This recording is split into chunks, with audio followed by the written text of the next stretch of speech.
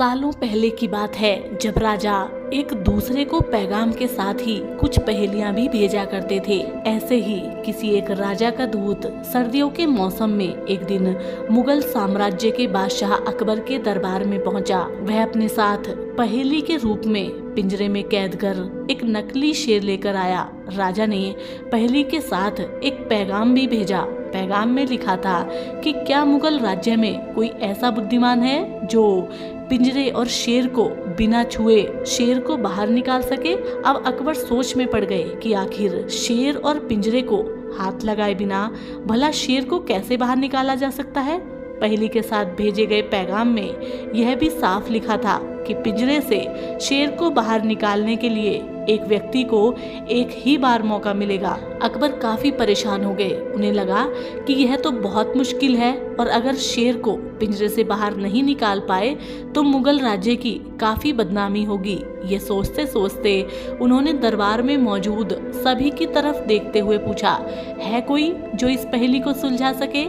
लेकिन हर कोई इसी सोच में डूबा था कि आखिर यह कैसे संभव हो सकता है। उन्होंने तुरंत दरबान को भेजकर बीरबल को दरबार में हाजिर होने का आदेश भिजवाया। लेकिन अफसोस, बीरबल किसी सरकारी काम से राज्य से बाहर गए हुए थे। शेर को बाहर निकालने की कोशिश में शाम हो गई। तभी बीरबल दरबार में पहुंचे। अकबर को परेशान देखकर बीरबल ने पूछा, क्या बात है सम्राट, आप इतने परेशान क्यों हैं? बादशाह ने तुरंत शेर से जुड़ी पहेली के बारे में बीरबल को बताया। अकबर ने बीरबल से पूछा, क्या तुम इस शेर को पिंजरे से बाहर निकाल सकते हो? बीरबल ने कहा, हाँ मैं कोशिश कर सकता हूँ। शेर को पिंजरे से बाहर निकालने के लिए बीरबल ने अकबर से कहा कि उन्हें 2 सुलगती हुई लोहे की छड़ और सरिये की आवश्यकता है। शहंशाह ने तुरंत इसकी व्यवस्था करने को कहा।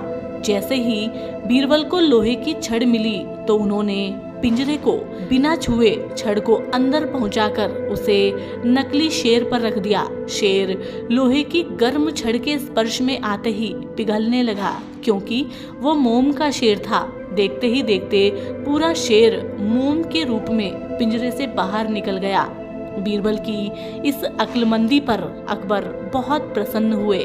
उन्होंने बीरबल से पूछा, अरे आखिर तुम्हें ये कैसे पता चला कि यह पिंजरे के अंदर मोम का शेर है?